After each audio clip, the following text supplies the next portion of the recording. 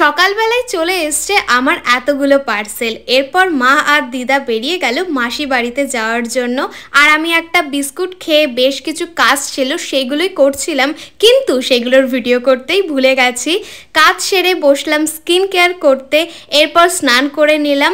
আজ সকাল থেকে আমার একটু ভাত ভাজা খেতে ইচ্ছা করছে, তাই নিজের জন্য পেঁয়াজ লঙ্কা আর ডিম দিয়ে ভাতটা ভেজে খেয়ে নিলাম। সন্ধেবেলায় আমি, মা আর ঠাম্মা বেরিয়ে পড়েছি হাবড়ায় নন্দা পিসির বাড়ি যাওয়ার জন্য। সেই দাদার বিয়েতে গেছিলাম আর আজ যাচ্ছি।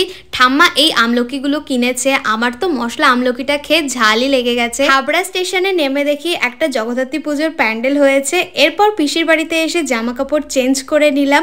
তারপর বৌদি গোলাপ জামুন খেতে দিল। এখানে সব পিসিরা মিলে চুষি পিঠে বানাচ্ছে, আরো অনেক কিছু, নাড়ু, কারণ আগামীকাল একটা অনুষ্ঠান আছে। পিসির বাড়ি আসার পর থেকেই তো একটার পর একটা খাবার খেয়েই যাচ্ছি। এখন লুচি ঘুগনি খাচ্ছি, তারপর আবার পিসি নাড়ু খেতে দিল। তারপর ওই 10টার দিকে সবাই খেতে বসে পড়লাম। খেয়েছি ভাত, ডাল, আলুর চোখা, ভেটকি মাছের কাটা চচ্চড়ি আর কাতলা মাছ। তো চলো টাটা।